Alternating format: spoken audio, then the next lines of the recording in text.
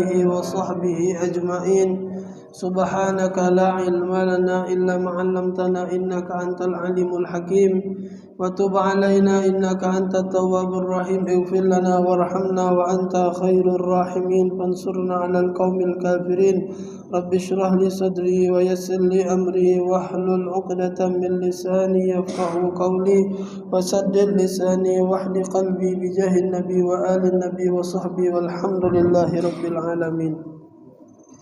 Ma'asyiral hadirin rahimakumullah. Alhamdulillah, bersyukur kepada Allah Subhanahu wa taala yang kembali mengumpulkan kita pada malam hari ini dalam keadaan sehat walafiat, dalam keadaan taat pada Allah Subhanahu wa taala, dalam keadaan yang menyenangkan hati baginda Nabi besar Muhammad sallallahu alaihi wasallam. Mudah-mudahan duduknya kita malam ini kelak akan menjadi saksi di hadapan Allah Subhanahu wa taala dan akan menjadi saksi di hadapan baginda Nabi besar Muhammad sallallahu alaihi wasallam. Amin ya rabbal alamin. Ma'asyiral hadirin rahimakumullah. Menjawab yang kemarin agak lupa, lah sudah nak cari solat subuh di pesawat. Jadi kita kan ada 4 mazhab. Ada 4 mazhab. Mazhab kita Imam Syafi'i yang kemarin sudah kita baca. Jadi ini mazhab Syafi'i yang kita baca ni. Jadi kalau ada perbezaan mungkin itu mazhab lain. Jadi mazhab yang kita baca ni ini khusus fikih mazhab Syafi'i. Itu jadi itu dulu pertama kali. Jadi yang kemarin sudah kita baca syarat tayamum itulah hendaknya menggunakan turab. Turab itu apa kemarin? Turab itu debu. Maka itu ketika di pesawat ada sebagian yang berpendapat mengatakan ini mazhab Syafi'i. Mazhab Syafi'i kalau tayamum harus pakai debu. Ada debunya ada. Nah, mazhab Syafi'i maka itu sebagian pendapat mengatakan tak pacak bertayamum di pesawat. Karena pesawat dak katik majasnya debu. Nah, ngapo ada sebagian yang ngajarkan bertayamum di pesawat? Itu ternyata anak cari itu mazhab Hanafi. Mazhab Hanafi itu tayamum itu tidak harus debu, intinya tepak seluruh apa yang terhampar di pucuk bumi. Apapun itu terhampar pucuk bumi boleh tepak. Tidak ada debu ya ini. Tidak saya cari pokoknya kapan dia di bumi gedek apalah pokoknya tepak ini nah. Ini boleh. Yang penting suci. Itu mazhab Hanafi.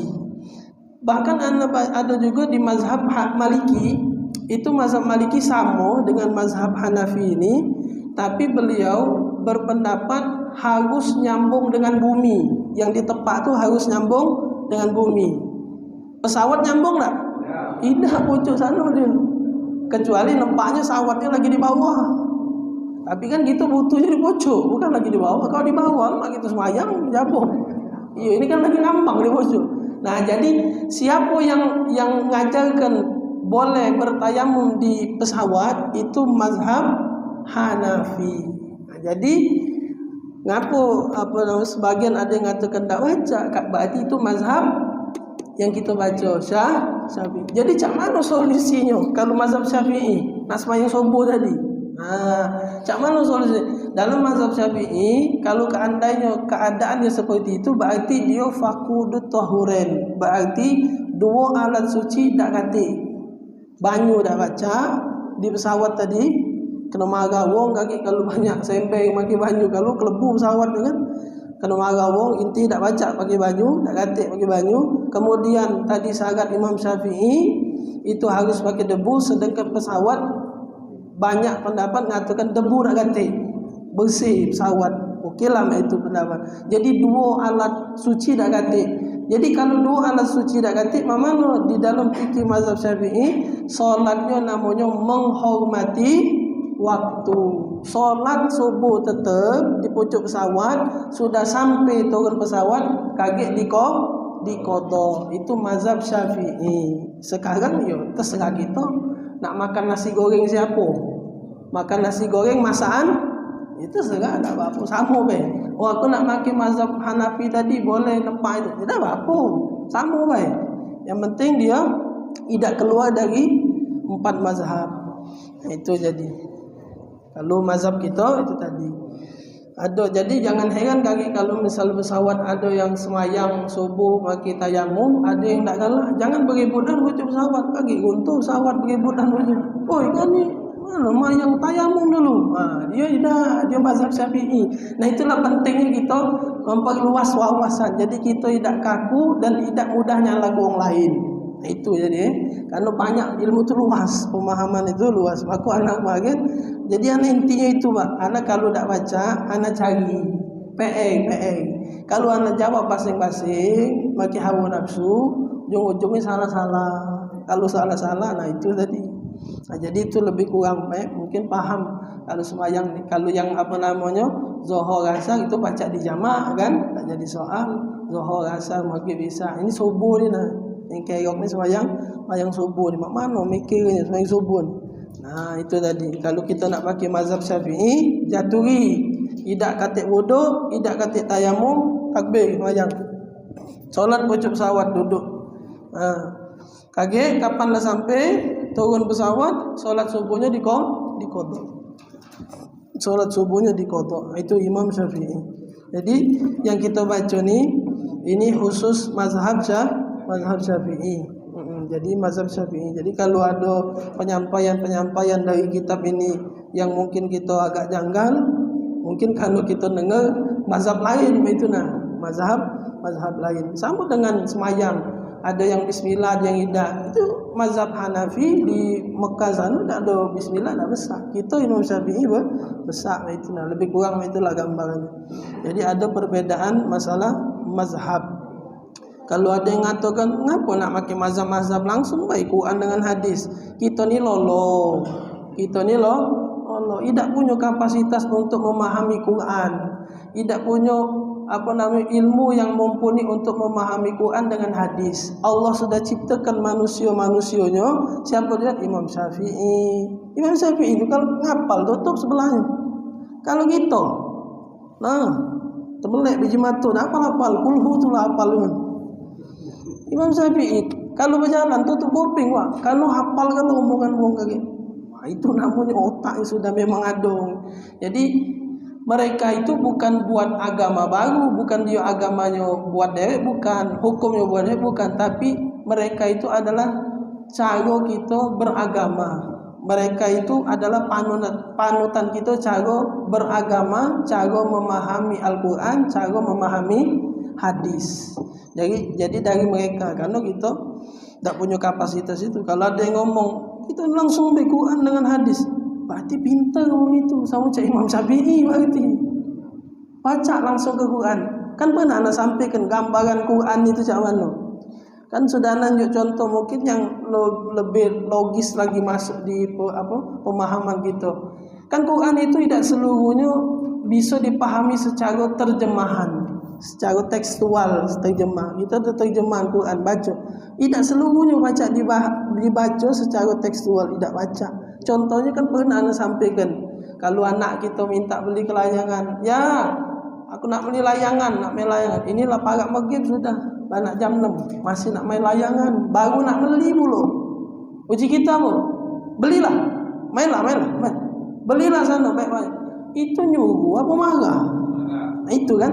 Nah kan main sudah ada contohkan itu. Kalau percakapan itu ditulis, sedangkan uang yang maconya tidak tahu kisah aslinya, itu kan, tidak punya ilmu bahasanya. Kan kalau ditulisan kan ada tanda seru, ada koma. Nah kalau orang yang tidak ngerti dengan ilmu itu namanya ilmu bahasa kan. Kalau dalam ilmu bahasa Arab ada namanya balagha, mantik, bayan, nahwu, sorob. Nah itu nak memahami.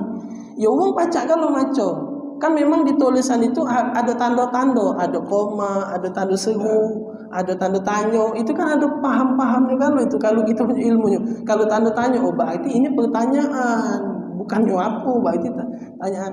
Nah jadi ketika orang yang tidak punya ilmu yang mumpuni di dalam maco itu tadi, bacalah dia. Anaknya minta layangan, maka ayahnya menjawab, belilah, mainlah. Oh disuruh oleh ayahnya. Dia tak tahu biji mata bapak anak betul marah.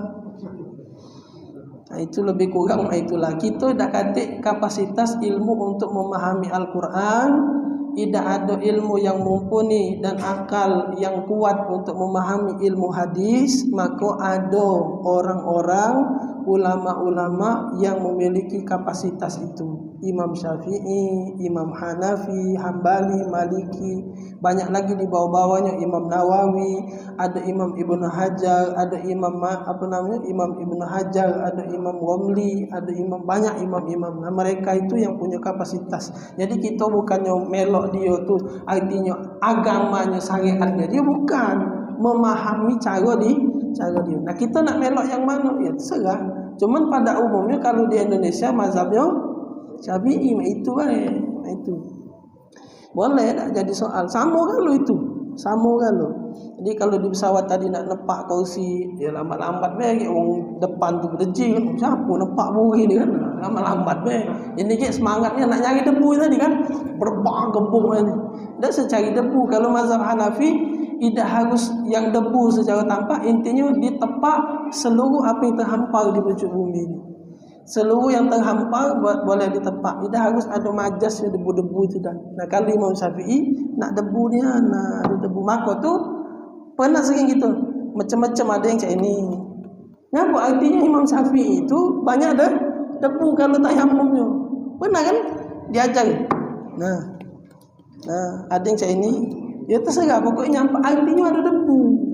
Artinya banyak debu itu Imam Syafi'i. Aku tu ditepak-tepak dulu, berarti banyak debu. Nah, kalau mazhab yang lain tidak harus yang ada majas debu, intinya sesuatu yang terhampar, dinding kah dia, lantai, apapun itu. Nah, kalau Imam Malik tadi harus nyambung dengan bumi. Sedangkan pesawat di pucuk langit. Nah, itu perbedaan masalah pendapat. Tak jadi soal dan terserah kita nak maki yang mana. Itu. Baik, kita lanjutkan pelajaran yang kemarin. Hukum tentang haid sekarang. Tayamum kemarin sudah selesai. Tayamum. Jadi sudah sampai kemarin masalah mencarinya kan? Mana pula? Haid. Apa nak? Pembatal tayamum sudah kan terakhir kemarin.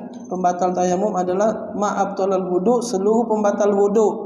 Kencing, buang air besar, buang angin, bersentuhan kulit laki-laki perempuan, seterusnya seluruh pembatal wudu. Tapi kalau tayamum ada tambahan, ar-riddatu murtad itu batal ke tayamum. Kemudian kalau datangnya banyu, dah sudah ngambil tayamum, tiba-tiba hujan berdesok, batal tayamum. Berarti harus ambil wudu, jangan dilanjutkan nak sembahyang zuhur. Lah sudah ambil tayamum, tiba-tiba belum sembahyang zuhur, masih nunggu si A, nunggu si B, tiba-tiba berdesok, hujan turun. Jangan lanjut ke sembahyang, ambil banyu wudu. Jadi pembatal tayamum.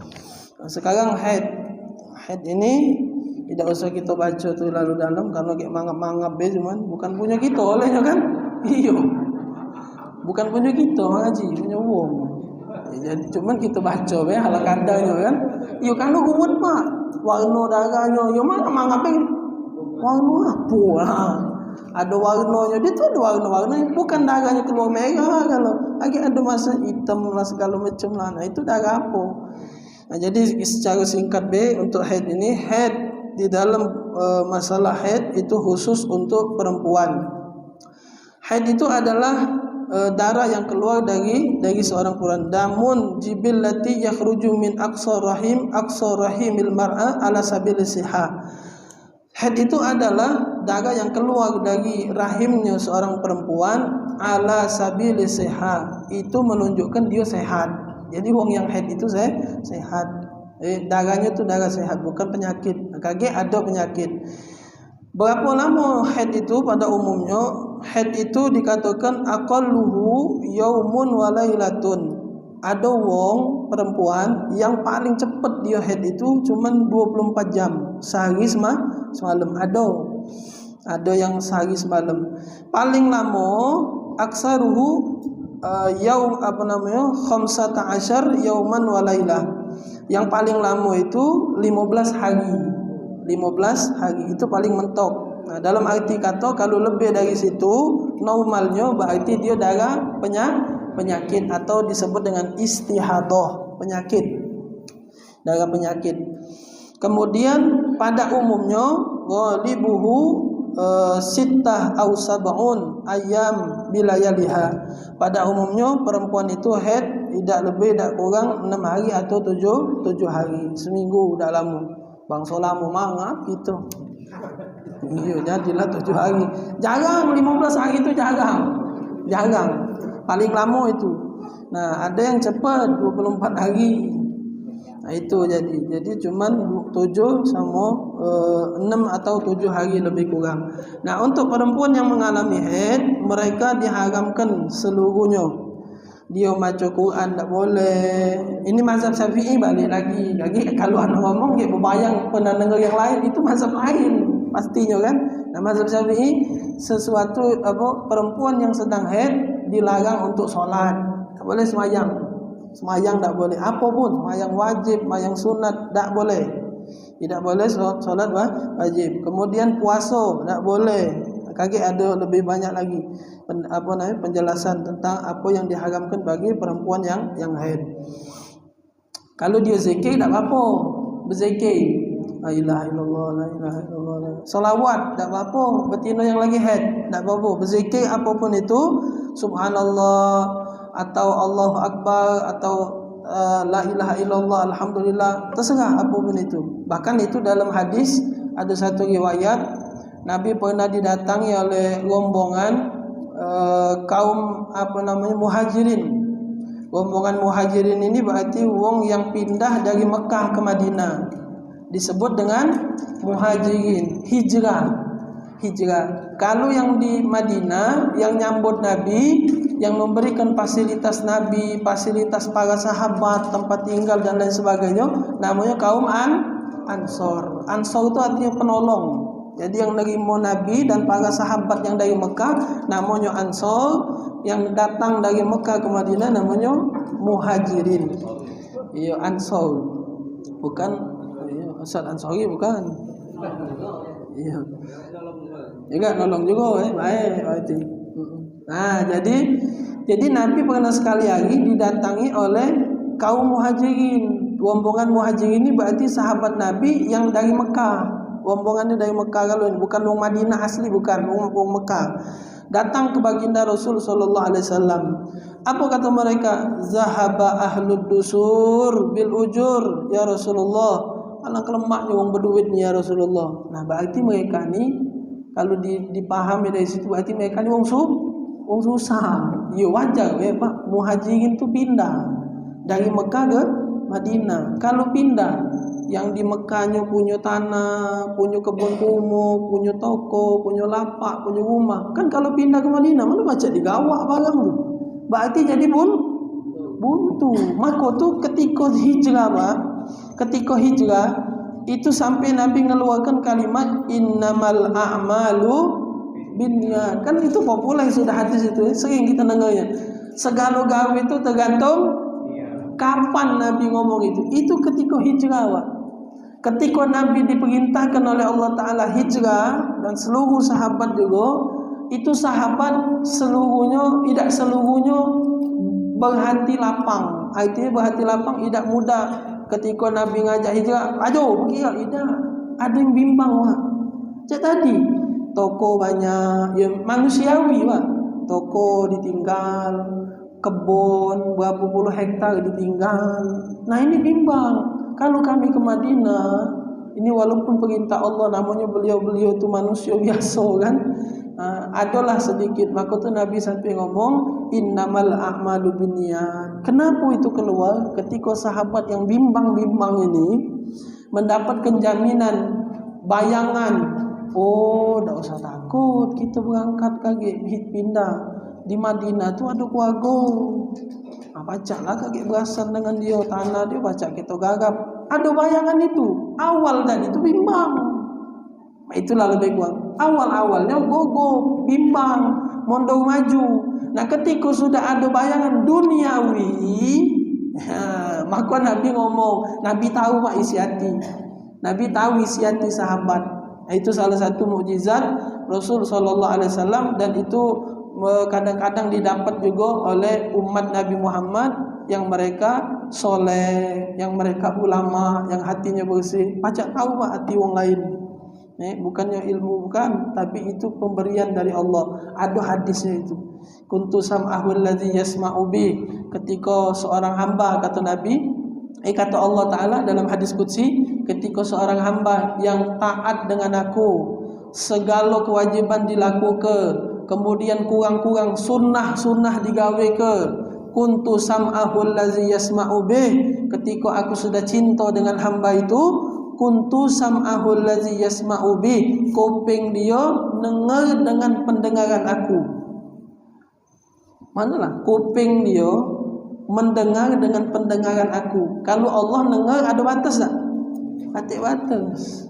Nah itu Allah yang nunjuknya. Ketika seorang hamba jadi seorang wali lah bahasanya, dia taat dengan Allah, yang baik yang wajib digawe ke, yang sunat dijalan ke, kalau jadi wong soleh lah intinya, mereka akan mendapatkan kemuliaan seperti itu atas apa yang telah Allah Ta'ala sampaikan kepada baginda Rasul Sallallahu Alaihi Wasallam. Jadi itu disebut juga dengan karomah. Jadi ada kadang kita nemu-nemu dengan wong-wong soleh, kiai-kiai itu pacak tahu isi hati gitu. Kita barulah duduk, belum berkelakar, nak minjem berapa, no tahu kiai nak berasan dia gitu. Memang kita datang ke rumah kiai tadi nak berasannya kan, token berbunyi, anak nak masuk sekolah, bini tadi macam-macam lah, datang dengan kiai, bukan nak belajar, nak berasan. Belum duduk, kiai lah ngomong, nak minjem berapa, nah tahu dari mana kiai. Itu antara dua, kiai itu antara dua, entah kiai itu pacak tahu isi hati, atau budak itulah kebiasaan. Iya, asal datang perasaan.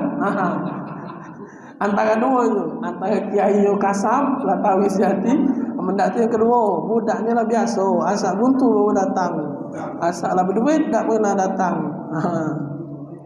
Gila kan lagi saru datang kiai, aku tu kiai banyak mati muda. Jadi ingatlah kiai. Nah, iya, jarang mati tua-tua. Banyak yang muda-muda mati ngapo? Kalau mereka tu nerima beban hidup orang lain juga. Itu yang kiai memang benar-benar. Ada yang mana kendak kau urusan kau itu. Ada. Nah, tapi sebagian mereka yang anda temui, mereka itu sampai jadi beban pikiran, Pak. Yang anda pernah temui kiai, salah satunya anda ketemu kiai tua, yang terakhir anda ketemu Kiai Abdullah Zawawi Izom. Itu anak ketemu, anak pernah sempat belajar dengan beliau tahun 2004. Ya, kiai meninggal tuh 2010-an rasanya. Anak 2004, 2005, 2006 belajar dengan kiai, habis itu mondok pesantren di Ubat. Anak ngomong dengan beliau, kiai anak mondok di mana?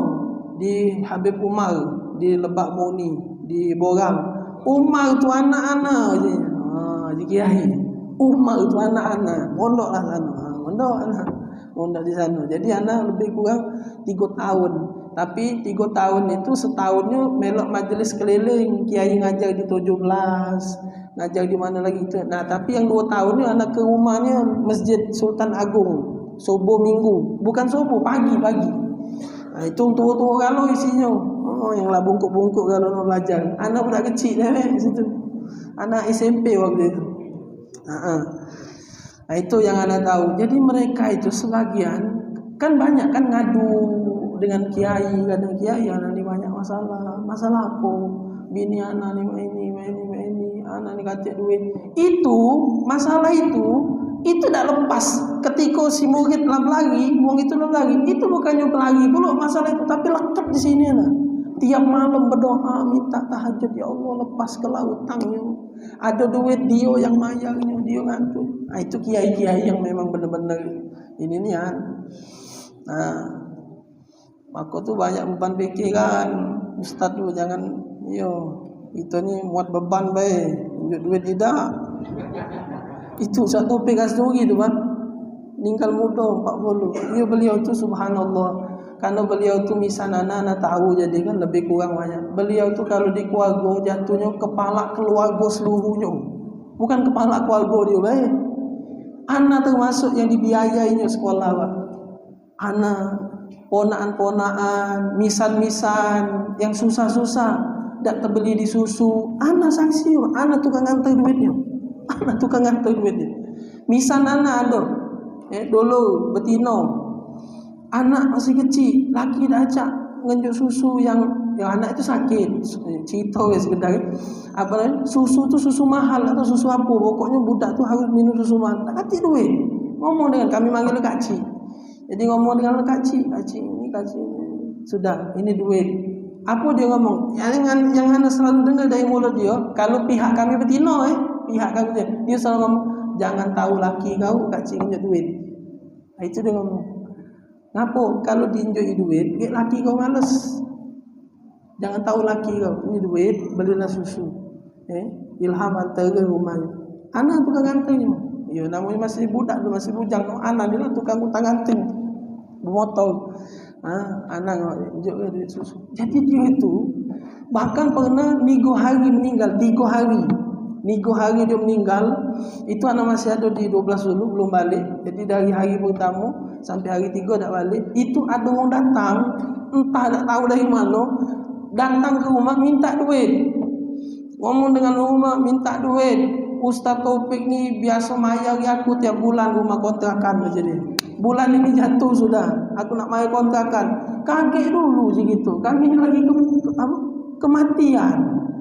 Kami lagi kematian, kaget duit kami minju. Dia minta dengan keluarga. Enggak, karena setiap tanggal itu Ustaz Taufik galak nganjuk dia duit untuk bayar kontrakan dia. Ditagih yo.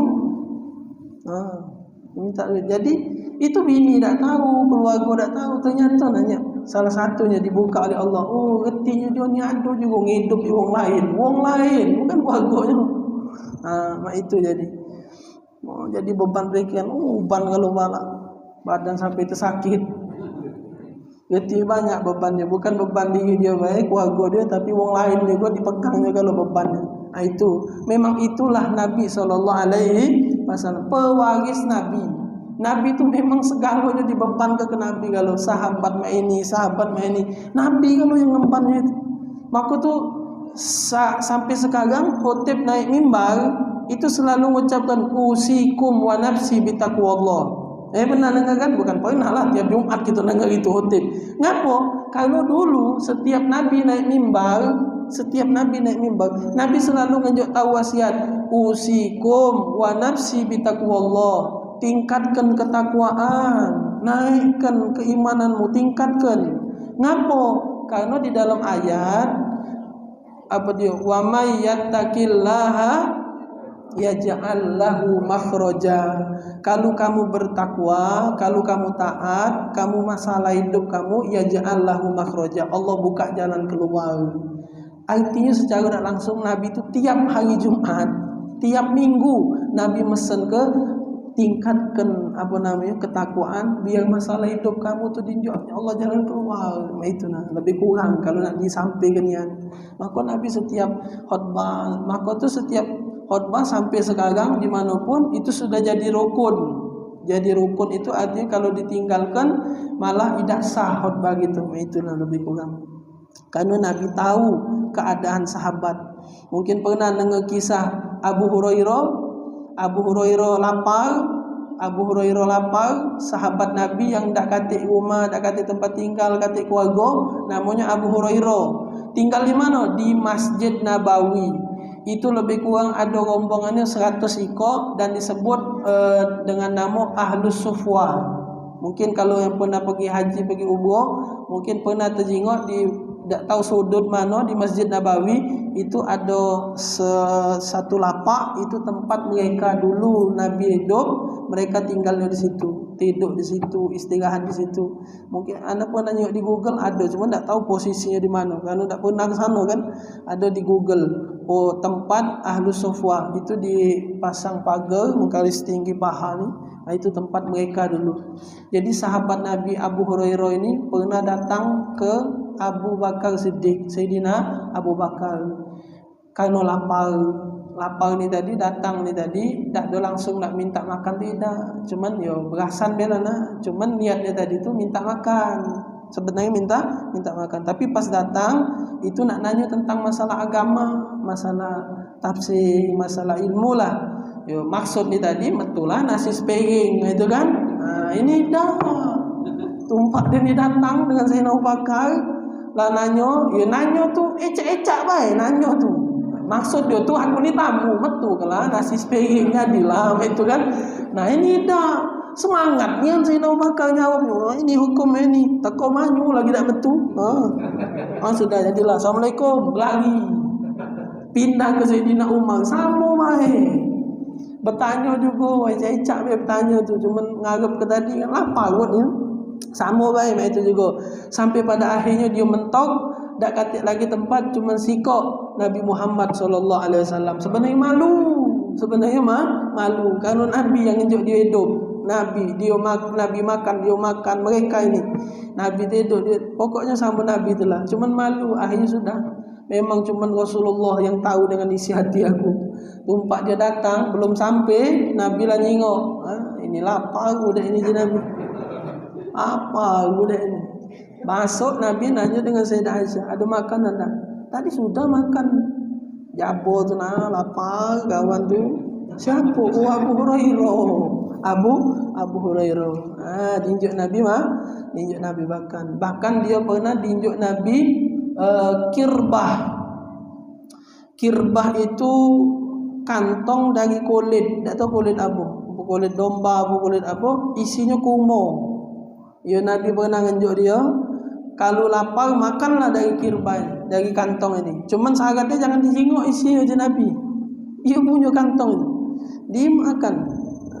Nabi pernah ngembek dari situ dan dia juga makan dari situ. Setelah situ diinjuk kali Nabi, makanlah dari sini, jangan diawasi isinya. Kelok kalau nak makan kelok, makan kelok. Yo, namanya logika kan dia pasti kan. Tak kado kok kelok terus ini. Cuma dites ya baik.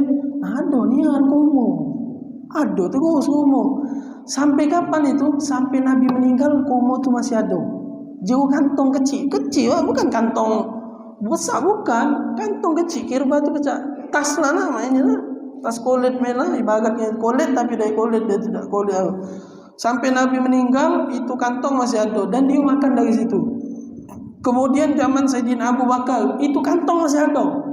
Kemudian diganti lagi Sayyidina Abu Bakar, Sayyidina Umar itu kantong masih ada. Kapan kantong itu hilang? Ketika zaman Sayyidina Utsman. Ketika Sayyidina Utsman meninggal, dibunuh, disitulah kantong itu saat itu hilang juga. Dia cerita Sayyidina Abu Hurairah. Makanya dia nangis saat itu. Dia ngomong, dua musibah yang aku temui saat ini. Yang pertama, terbunuhnya sahabat baginda Rasul SAW, sekalian menantu Nabi dan sahabat kami yaitu Sayyidina Utsman. Sedih aku. Yang kedua, musibah yang terbesar aku alami saat ini, kirbah, kantong yang dulu Nabi ngenjuk aku, saat ini hilang aja dia. Hilang berarti. Nah di zaman Sayyidina Utsman itulah saya kantong itu hilang. Anda pernah baca di dalam kitab Jawahir Lu'lu'iyah Syarah Hadis Arba'in An-Nawawi. Di situ diterangkan, dihitung, dikira-kira dari zaman Nabi masih hidup sampai zaman Sayyidina Utsman itu jaraknya lebih kurang berapa puluh tahun. Dan kantong itu dimakannya dari dia makan kumo dari kantong itu. Dikira-kirakan kantong itu sudah mengeluarkan kumo lebih kurang 15 ton. Bayangkan dari kantong kecil itu. Dia makan tiap hari. Dari Nabi masih hidup sampai Sayyidina Utsman meninggal. Itu jaraknya sudah puluhan tahun. Kantong itu hilang, kata ulama lebih kurang 15 ton lebih kumo keluar dari kantong itu. Dari mana? Itu karena dia tadi dapat mukjizatnya Rasulullah sallallahu alaihi wasallam. Itu sahabat Nabi. Jadi balik tadi situ head tadi. Si head ni tadi berarti betina ni tadi batasnya cuma 15. Lebih dari 15 itu biasanya darah istihadah atau darah penyakit. Dan dia tak ada harus solat dan lain sebagainya. Kemudian ada namanya nifas. Ada namanya nifas, ada namanya wiladah. Itu darah-darah yang keluar ketika setelah melahirkan. Kalau nifas itu lebih kurang 40 hari lebih kurang. Tumbek kita umbek ringkas we kalau masalah haid. Masalah darah-darahnya ini lumayan panjang ya. Jadi ada yang namanya istihadah dan lain sebagainya. Nah, sekarang kita langsung masukkan ke dalam bab yang selanjutnya.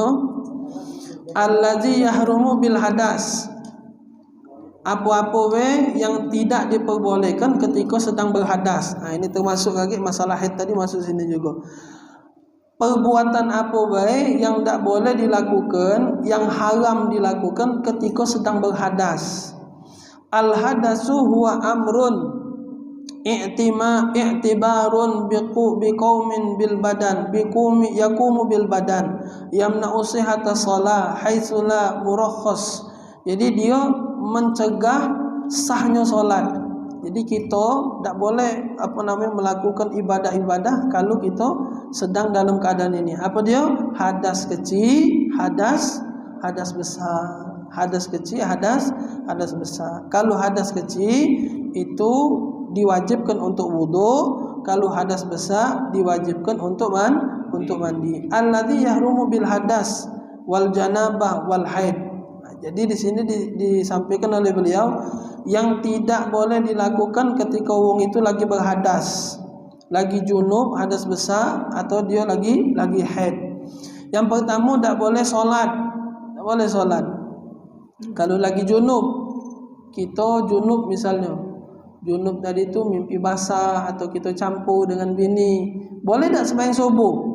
Tak boleh, harus mandi dulu, tak boleh. Sembahyang subuh tak boleh, solat sunat tahajud, bangun misalnya bangun tahajud jam 3, tapi habis campur semalam, terbangun jam 3 nak main tahajud, tak boleh, mandi dulu harus. Haram hukumnya kalau dia sembahyang. Tak boleh dia melakukan solat.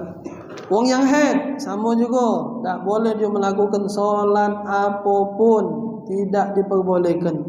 Wa kadzalika nahwa shalah wa huwa arba'atun sujudut tilawah, termasuk juga sujud tilawah.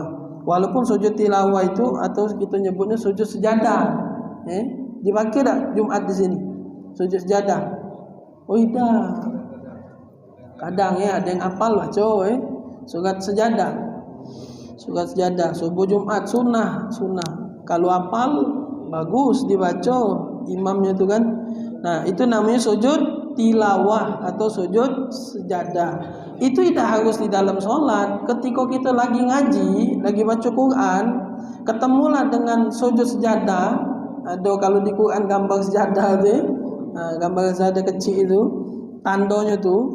Nah, itu sujud namanya, sujud tilawah atau sujud sejadah. Nah, itu tidak diperbolehkan juga ketika lagi dalam keadaan berhadas besar atau hadas kecil seperti junub, haid dan lain sebagainya. Tak boleh. Kemudian termasuk juga sujud syukur. Boleh boleh sesuatu, boleh nikmat, sujud syukur itu juga tak diperbolehkan. Nah, sujud kemudian itu sujud, ada dua sujud ini, sujud tilawah, sujud syukur. Karena dua sujud ini dilakukan di luar solat. Nah, kesalahan kita anggap dua sujud ini karena dilakukan di luar solat, seolah-olah sujud ini tidak katik syarat, padahal dia syaratnya sama dengan solat.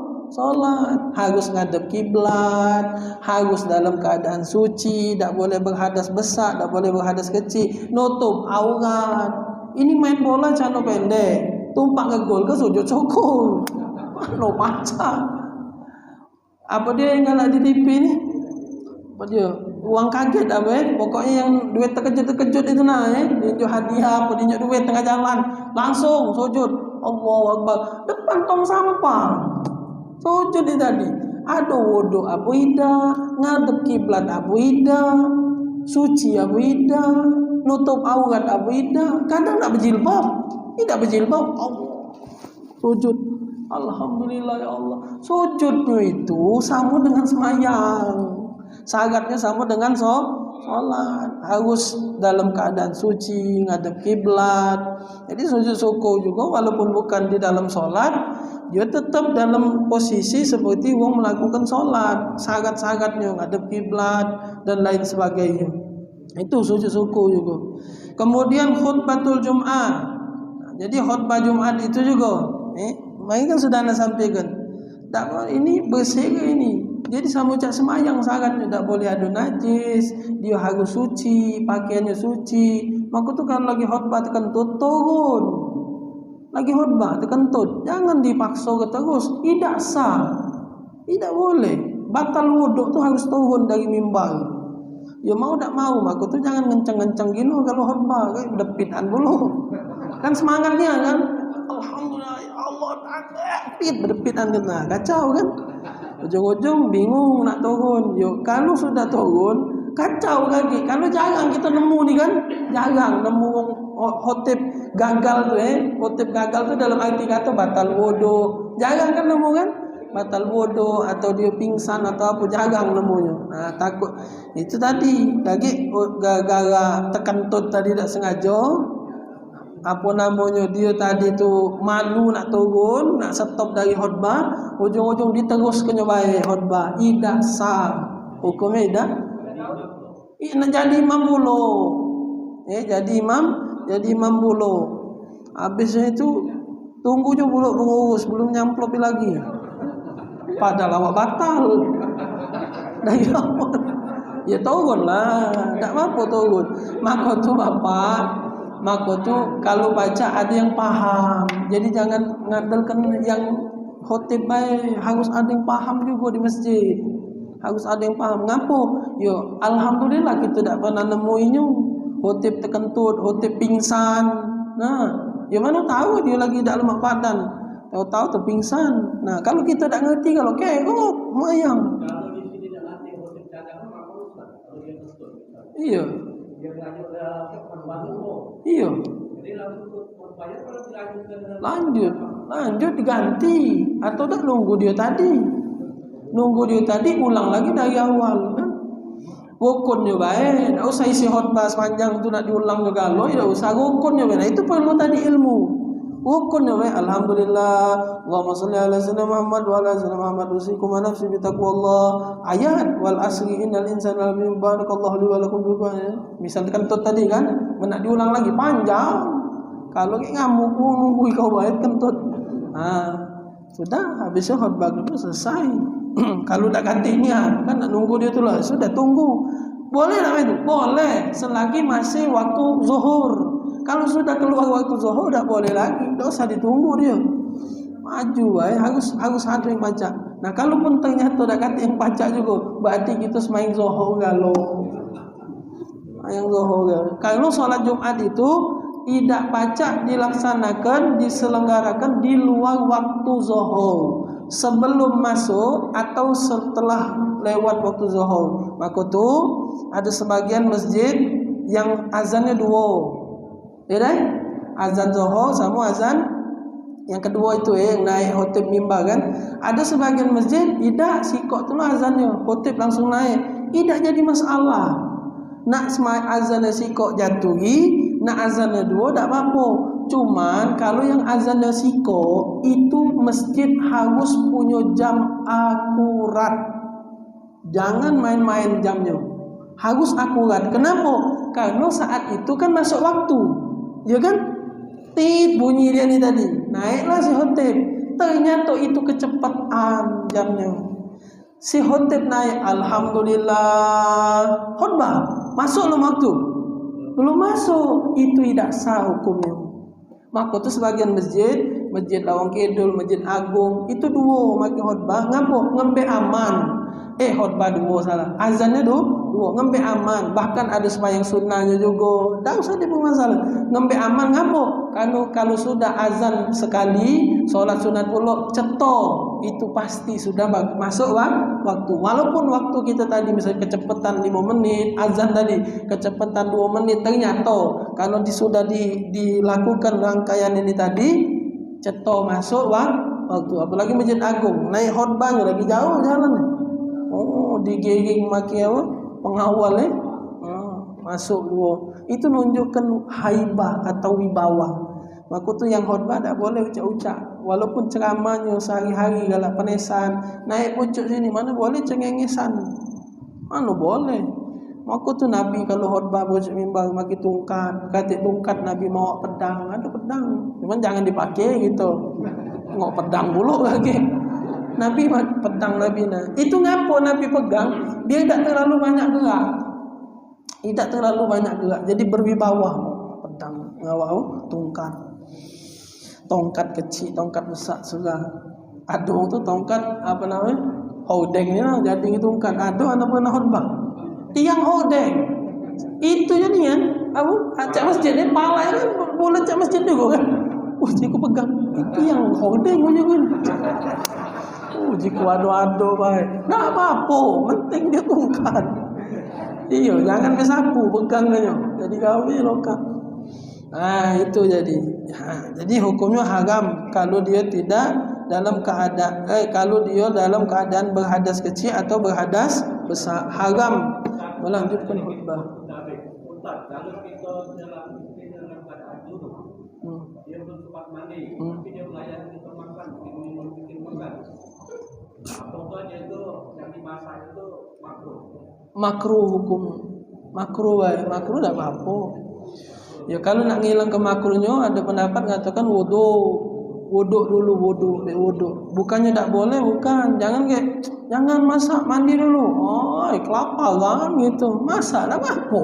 Tidak haram masak.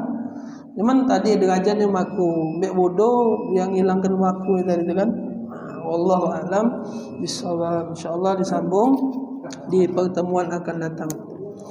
Bismillahirrahmanirrahim. Alhamdulillahirabbil alamin. Allahumma shalli wa sallim ala sayidina Muhammad wa ala ali sayidina Muhammad.